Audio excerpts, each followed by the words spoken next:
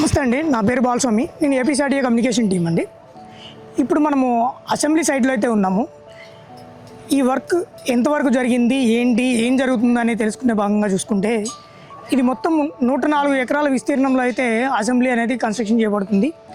దాంట్లో 2 ఎకరాల విస్తీర్ణంలో ఈ అసెంబ్లీ టవర్ అయితే కన్స్ట్రక్షన్ చేస్తున్నాము. దాంట్లో భాగంగా ఈ అసెంబ్లీ కన్స్ట్రక్షన్ చేసేదాన్ని 4 క్వాడ్రంట్లుగా డివైడ్ చేసుకున్నారండి. దాంట్లో first quadrant, second quadrant, third క్వాడ్రంట్కి సంబంధించి పైలింగ్ వర్క్స్ అయితే జరిగినాయి.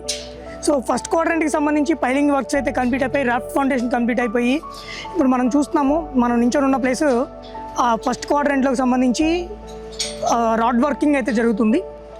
ఇది మొత్తం ఈ క్వాడ్రంట్ ఒక 3-4 రోజుల్లో ఈ రాఫ్ట్ ఫౌండేషన్ వర్క్ అయితే కంప్లీట్ అవుతుంది.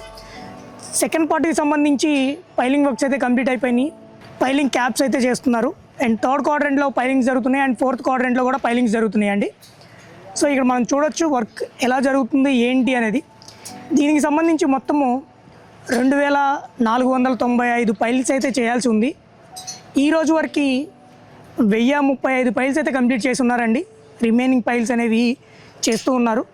ఇక్కడ మిషనరీ విషయంగా చూసుకుంటే, ఈ పైలింగ్ మిషన్స్ వచ్చేటప్పటికి 12 పైలింగ్ మిషన్స్ ఉన్నాయి, 5 బూమర్లు ఉన్నాయి. ఇక్కడ చూడొచ్చు వర్క్ మనకు ఎంత శరవేగంగా జరుగుతుంది ఏంటి అనేది.